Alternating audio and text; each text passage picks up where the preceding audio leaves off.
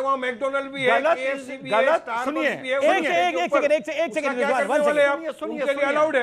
तो वारिस भाई, ये आप ही लोग हो जो KFC को मजहब के साथ जोड़ के कहते हो KFC का बॉयकॉट करो। आप कहते हो KFC और पेप्सी का बॉयकॉट करो। क्या पेप्सी और KFC का कोई मजहब होता है? क्यों कहते हो, क्यों कहते हो, बताओ। कैसे पहचान हो गए कि मुसलमान है या नॉन मुस्लिम है? क्या वहां पे आधार कार्ड, वोटिंग कार्ड भी चिटकाना पड़ेगा क्या दुकान के बाहर? ये बिल्कुल मुसलमानों का आर्थिक बहिष्कार करने वाली बात है। तो हिटलर चाहिए। देखिए, अभी हमारे भाई ने कहा कि धर्म के नाम पर विभाजन हो रहा है। धर्म के नाम पर विभाजन तो उस क्लासरूम में भी हो गया था जहां पर कहा था कि हमारी लड़की तो हिजाबी में अंदर आएगी। क्या बढ़िया था गुरु। जय हिंद दोस्तों, स्वागत है आप सभी का आपके अपने चैनल द डिबेट ग्राउंड में। दोस्तों, आज की ये डिबेट होने जा रही है डॉक्टर रिजवान अहमद और वारिस पठान के बीच में।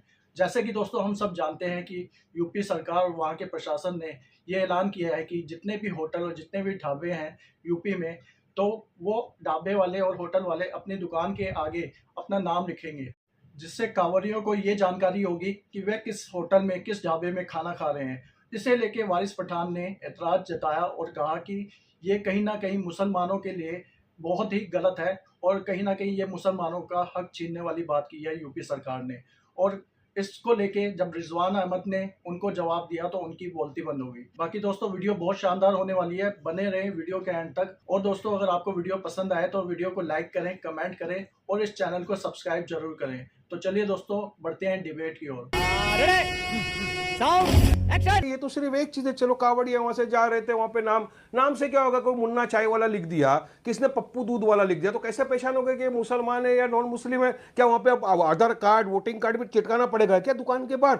ये बिल्कुल मुसलमानों का आर्थिक बहिष्कार करने वाली बात है। तो हिटलर चाहिए। अच्छा, हमको सिखा रिया है। ये हिटलर ने अपने जमाने में इसी तरह किया था ना। तो हिटलर की अगर फॉलोइंग करना डिक्टेटरशिप हो, तो हम बोले संविधान को बचाना है। 50 सेकंड खत्म नहीं हुआ है। सुनिए, 50 सेकंड खत्म नहीं हुआ है। 50 सेकंड क्या, आपके पौने 2 मिनट खत्म हो गए, लेकिन मैं आपको फिर 30 सेकंड देने को तैयार हूं। लेकिन आदेश में कहा गया स्वेच्छा से करिए, आपकी चॉइस है।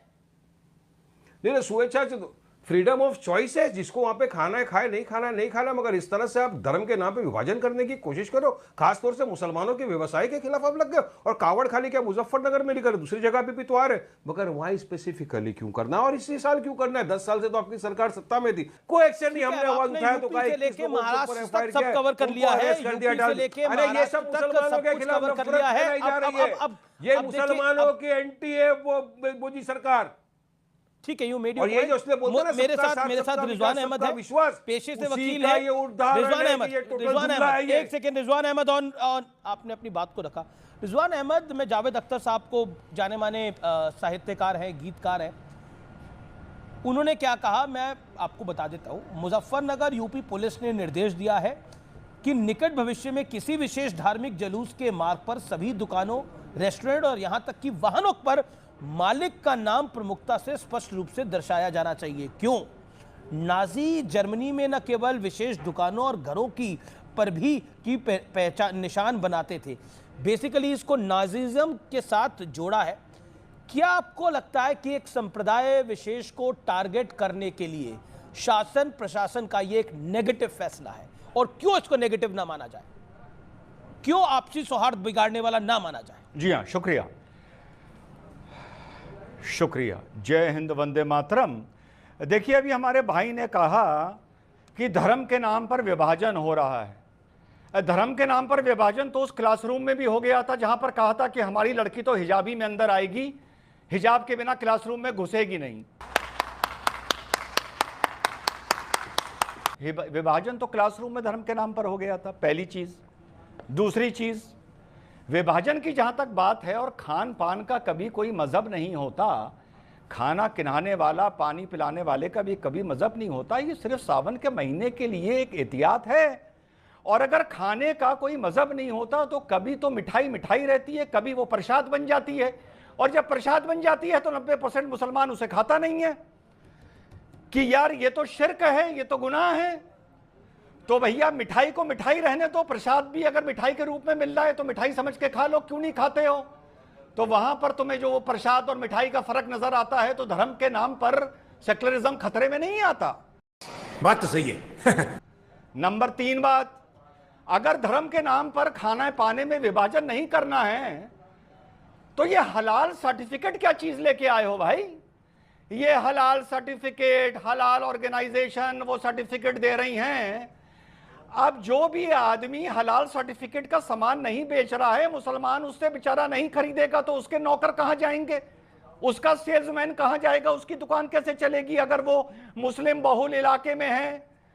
चलो मीट में तो समझ में आ गया हलाल, लेकिन साहब हलाल लिपस्टिक, हलाल डबल रोटी, हलाल मिठाई, हलाल ब्रेड, हलाल मेकअप का सामान, हलाल चाय, ये क्यों लेके आए भैया? हलाल चाय क्या चीज होती है ये बताओ? तो ये आप इसलिए लेके आए ताकि मुसलमान को ये पता चले कि ये जो चीज बनी है, ये चाय जब बनाई गई है तो इसमें कलमा पड़ा गया है, इस मारे इसको हलाल बोला गया है।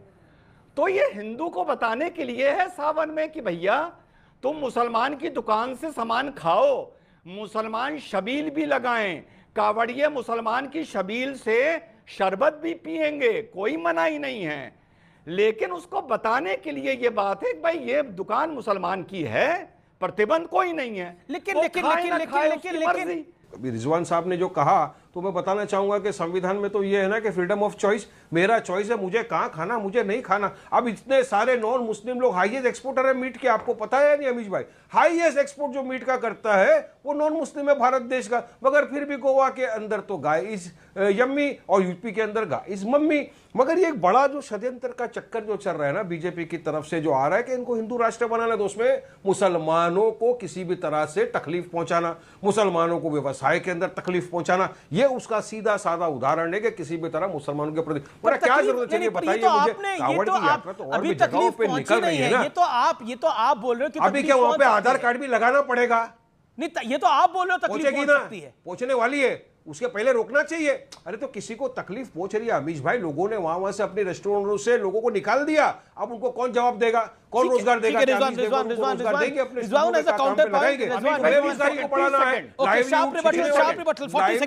वाली बात है, छीनने वाली बात है। 40 second Rizwan Ahmed, 40 second. 30 second. Amish भाई वहां पर 10 सेकंड, अरे वहां मैकडोनल्ड भी है, KFC भी है, स्टारबक्स भी है। एक सेकंड रिजवान, सुनिए, अलाउड है। सुनिए, तो मैकडोनल्ड और केएफसी तो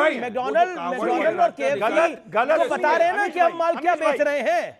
अमीश भाई, ओके रिजवान अहमद, अलाउड है वहां पे KFC है, मैकडोनल्ड है। आपकी बात के अंदर आपकी पॉइंट रिजवान अहमद रिप्लाई, अमीश भाई उनके साथ सेटिंग हो गई है। वारिस भाई अब आपने 10 सेकंड बोला था, अब आपने 10 सेकंड बोला था, you made your point. Waris Pathan, you made your point. Rizwan Ahmed 30 seconds. Amish भाई जी, मैटर ऑफ चॉइस वहां पर आती है जब मुसलमान आदमी कहे मुझे बिल्डिंग में मकान खरीदना है और क्योंकि वो मुसलमान है उसे मकान ना बेचा जाए। जहां मैटर ऑफ चॉइस है, कांवड़िए के पास मैटर ऑफ चॉइस है कि वो दुकान हिंदू की है, ये दुकान मुसलमान की है, वो चाहे जाए। और अभी अगर वारिस भाई ने KFC का नाम लिया तो वारिस भाई ये आप ही लोग हो जो KFC को मजहब के साथ जोड़ के कहते हो KFC का बॉयकॉट करो। आप कहते हो KFC और पेप्सी का बॉयकॉट करो। क्या पेप्सी और KFC का कोई मजहब होता है? अरे बाप रे, ये तो धोती खोल रहा है। हैं? क्यों कहते हो बताओ। सुनिए, आप नहीं समझ सके इत्मीनान बात को। इत्मीनान उस रूट पे रिजवान साहब उस रूट के ऊपर KFC, अरे काहे नहीं समझ सकेंगे? मेरी बात का जवाब ही नहीं है तुम्हारे पास।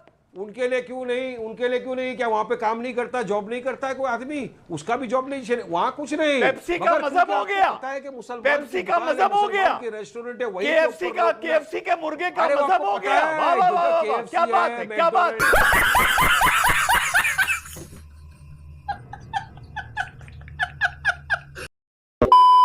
तो देखा दोस्तों आपने वारिस पठान किस तरह इस मुद्दे को लेके काफ़ी गर्मा गर्मी दिखा रहे हैं। लेकिन आपने भी देखा होगा, न्यूज़ चैनल में देखा होगा कि यूपी के जो मुसलमान हैं उन्होंने इस फैसले का स्वागत किया है। उन्हें इस फैसले से कोई ऐतराज़ नहीं है और वो कह रहे हैं कि हमें बल्कि अच्छा है कि जो हिंदू भाई हैं अगर वो देखेंगे कि वो किसकी दुकान पे या किसकी होटल में जाके खाना खा रहे हैं तो इससे अच्छी कोई बात नहीं हो सकती और ये यूपी सरकार का बहुत अच्छा फैसला है। तो चलिए दोस्तों, वीडियो यहीं खत्म करते हैं, बाकी मिलूंगा आपसे अगली वीडियो में। और दोस्तों, अगर आपको ये वीडियो पसंद आई है आप इस वीडियो को लाइक कर सकते हैं, इस चैनल को सब्सक्राइब कर सकते हैं। बाकी रखें अपना ख्याल, टेक केयर, जय हिंद।